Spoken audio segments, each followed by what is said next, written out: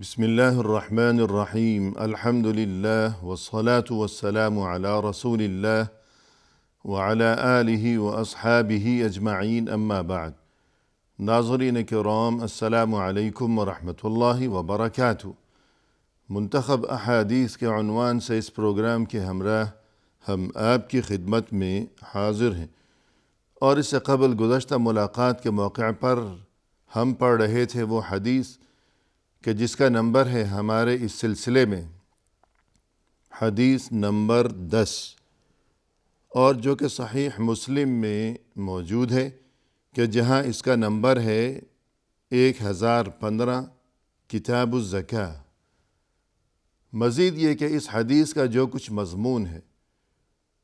اور یہ کہ رسول اللہ صلی اللہ علیہ وسلم کی طرف سے امت کو اس حدیث مبارک میں جن پاکیزہ تعلیمات سے نوازا گیا ہے، تو اس مفہوم اور ان تعلیمات کی مناسبت سے ہماری آج کی اس ملاقات کا عنوان ہے رزق حلال کی اہمیت۔ اور اس حدیث میں جو کچھ ہم اس سے قبل پڑھ چکے ہیں، اس کا خلاصہ یہ کہ اللہ سبحانہ و تعالی کی جانب سے ارشاد ہوا، فرمایا قرآن کریم میں، یا ایہا الرسل کلوا من الطیبات واعملوا صالحا، اے رسولو تم کھاؤ پاکیزہ رزق اور اچھے کام کرو۔ یعنی اللہ کی طرف سے انبیاء کرام علیہم السلام کو یہ حکم دیا گیا کہ ہمیشہ پاکیزہ رزق یعنی رزق حلال کی فکر و جستجو کی جائے، اور یہ کہ حرام سے بچنے کا ہمیشہ اہتمام و التزام کیا جائے، اور یہ کہ پاکیزہ رزق کھانے کے ساتھ ساتھ مزید یہ کہ عمل صالح کی پابندی بھی کی جائے۔ اور ظاہر ہے کہ اللہ کی طرف سے جب رسولوں اور نبیوں کو یہ حکم دیا گیا، تو پھر ان کے توسط سے تمام امتیوں کے لیے بھی اللہ کی طرف سے یہی حکم ہے اور یہی تاکید و تعلیم ہے۔ اسی طرح فرمایا قرآن کریم میں، یا ایہا الذین آمنوا کلوا من طیبات ما رزقناکم واشکروا للہ، اے ایمان والو، ہم نے تمہیں جو پاکیزہ رزق عطا فرمایا ہے تم اس میں سے کھاؤ اور اللہ کے شکر گزار بنے رہو۔ اسی سلسلے میں مزید یہ کہ اللہ کی طرف سے یہ جو حکم دیا گیا کہ پاکیزہ رزق کھاؤ اور یہ کہ شکر گزار بنے رہو، تو اس سے اس اہم ترین حقیقت کی جانب متوجہ فرمانا مقصود ہے کہ ایسا نہ ہو کہ انسان کھاتا پیتا رہے اپنی زندگی میں بغیر کسی احساس کے، کہ اسے یہ احساس ہی نہ ہو اور اس بات کا شعور ہی نہ ہو کہ یہ کیا چیز ہے، یہ کس قدر عظیم ترین نعمت ہے، اور یہ کہ یہ نعمت مجھے کس کی جانب سے عطا فرمودہ ہے۔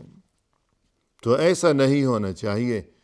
جیسا کہ قرآن کریم میں ارشاد ہوا، فرمایا کہ والذین کفروا یتمتعون ویأکلون کما تأکل الانعام والنار مثوی لہم،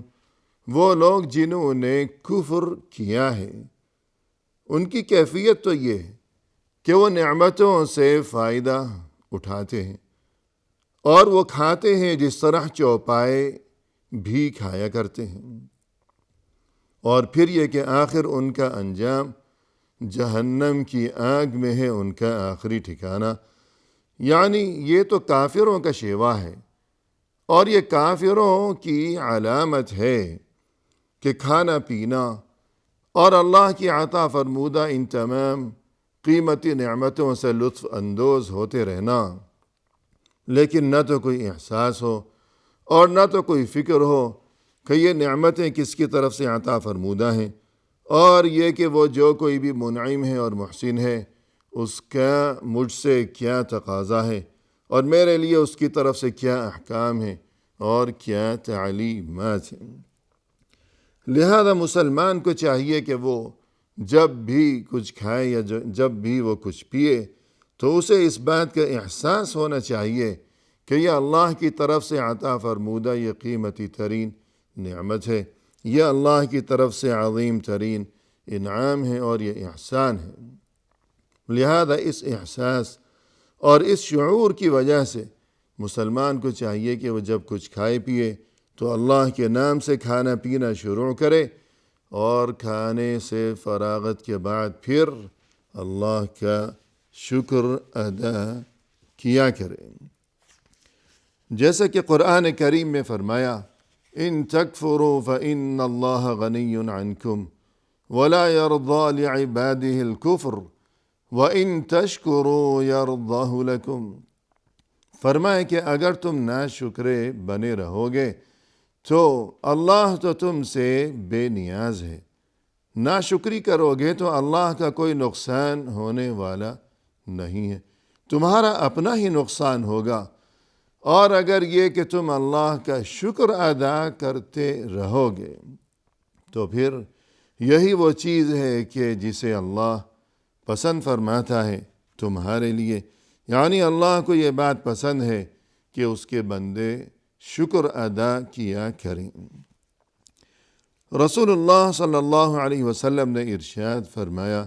ان اللہ لیرضى عن العبد ان يأكل الأكلة فيحمده عليها او يشرب الشربة فيحمده عليها، اللہ کو اپنے بندے کی یہ بات بہت زیادہ پسند ہے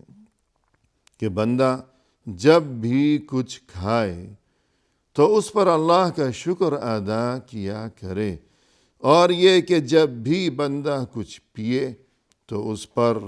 اللہ کا شکر ادا کیا کرے۔ تو یوں اللہ کی طرف سے یہ قیمتی ترین تعلیم کہ جو کچھ تم کھاؤ تمہارا رزق پاکیزہ ہونا چاہیے، وہ رزق حلال ہونا چاہیے، اور مزید یہ کہ کھانے کے بعد تم اللہ کا شکر ادا کیا کرو تاکہ تمہیں یہ احساس ہو کہ یہ ایک ایک لقمہ اور یہ ایک ایک دانہ جو کہ مجھے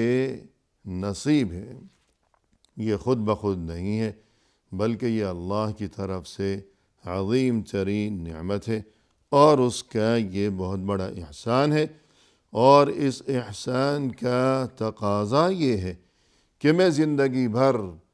اس کا شکر گزار بنا رہوں، اور شکر گزاری کا اہم ترین جز یہ ہے کہ میری تمام زندگی اس منعم و محسن کی مرضی کے مطابق بسر ہونی چاہیے،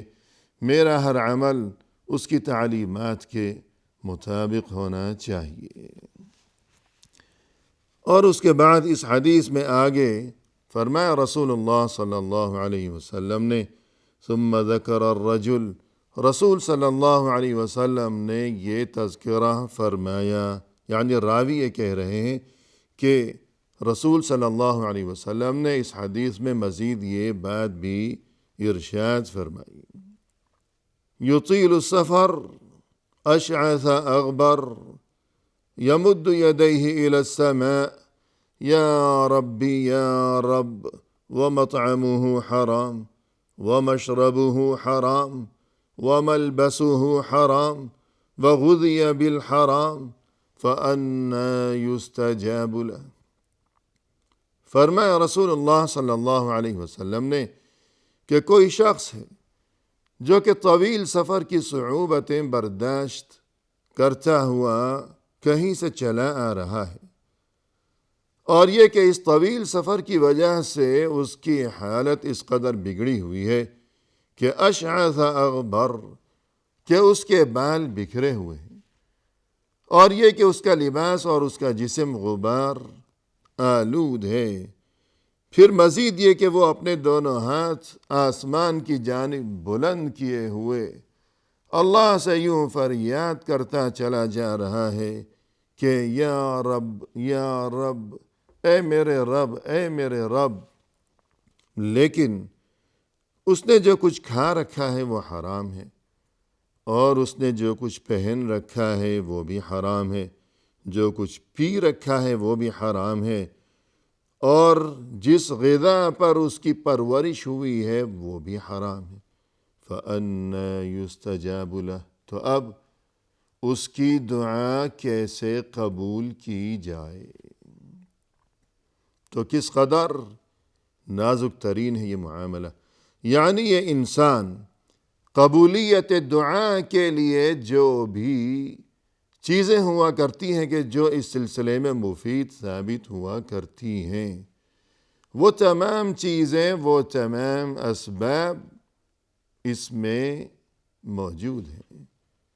کہ یہ سفر کرتا ہوا آ رہا ہے، اور یہ کہ طویل سفر، جبکہ ہمیں رسول اللہ صلی اللہ علیہ وسلم کی طرف سے ایک حدیث میں یہ خبر دی گئی ہے، فرمایا کہ 3 دعوات مستجابات لا شک فیہن،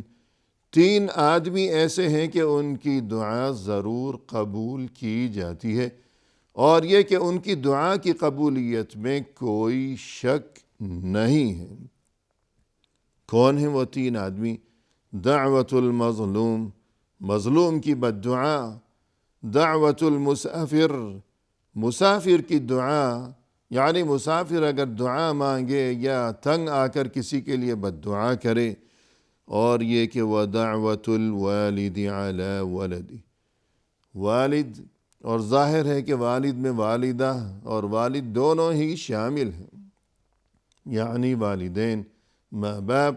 اپنی اولاد کو اگر بد دعا دے دیں خدا نخواستہ، تو یہ 3 افراد ایسے ہیں کہ جن کی دعا ہو یا بد دعا ہو یہ ضرور قبول ہوتی ہے، اور کبھی اسے رد نہیں کیا جاتا۔ اور اس کی وجہ یہ ہے کہ یہ تینوں انسان ایسے ہیں کہ ان میں ایک قدر مشترک ہے، ایک بات ایسی ہے جو تینوں میں ہی مشترک ہے، تینوں میں پائی جاتی ہے، کہ مثلا مظلوم شکستہ خاطر ہے، یہ تینوں ہی شکستہ خاطر ہیں کہ ان کے دل ٹوٹے ہوئے ہیں۔ سب سے پہلے تو مظلوم، ظاہر ہے کہ وہ ظالم کے ہاتھوں پریشان حال اور یہ کہ شکستہ خاطر، اور اس کے بعد مسافر بھی چونکہ اپنے گھر سے،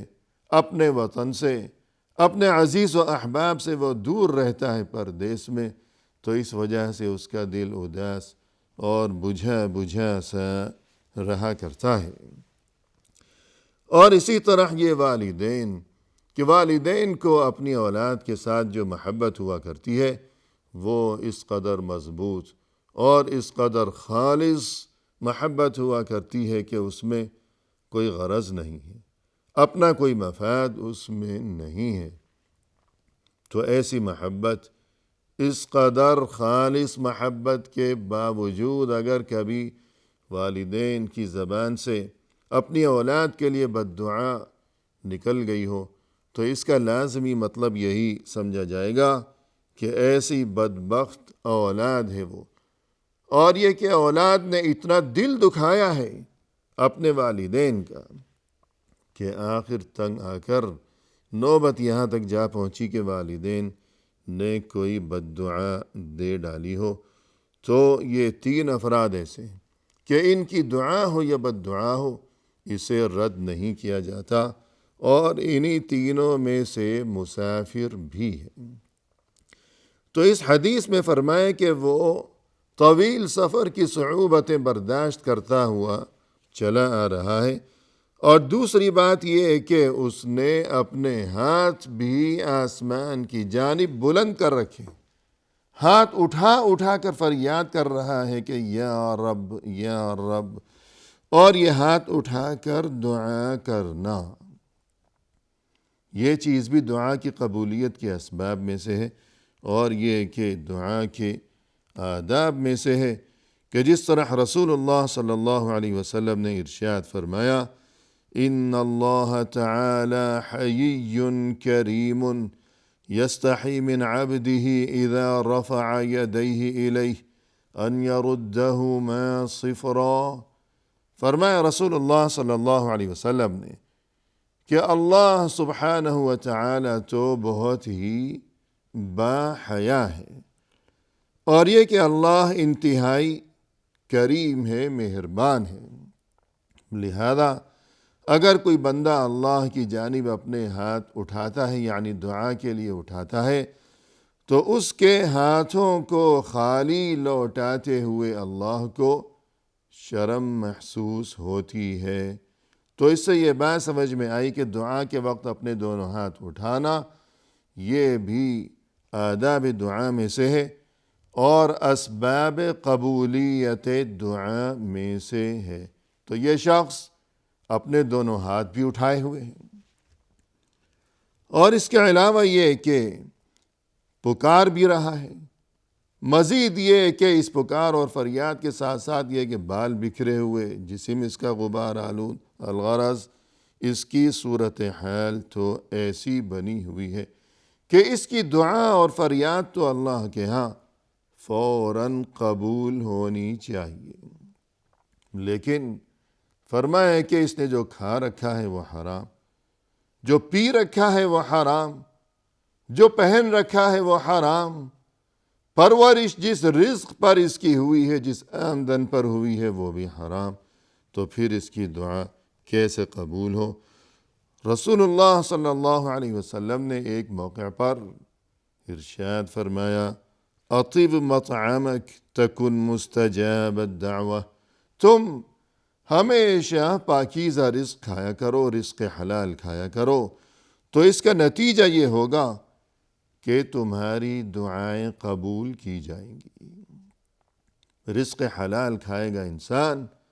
تبھی اس کی دعا اللہ کے ہاں مقبول ہوگی، ورنہ یہ کہ اگر رزق حرام ہوگا تو پھر اس کی دعا بھی قبول نہیں ہوگی۔ اور فرمایا رسول اللہ صلی اللہ علیہ وسلم نے، ایما لحم نبت من سحت فالنار اولی بہ، وہ جسم کہ جس کی پرورش حرام پر ہوئی ہو تو جہنم کی آگ ہی اس کے لیے بہتر ٹھکانہ ہے۔ قرآن کریم میں فرمایا، قل لا يستوي الخبيث والطيب ولو اعجبك کثرت الخبیث، کہہ دیجئے کہ پاکیزہ رزق اور یہ کہ برا رزق، یہ دونوں چیزیں ہرگز کبھی برابر نہیں ہو سکتی۔ اگرچہ اے انسان تمہیں جو برا رزق ہے، حرام رزق ہے، اس کی کثرت بہت ہی اچھی لگ رہی ہو، کہ ایک جانب رزق حلال ہے اگرچہ کم ہے، دوسری جانب رزق حرام ہے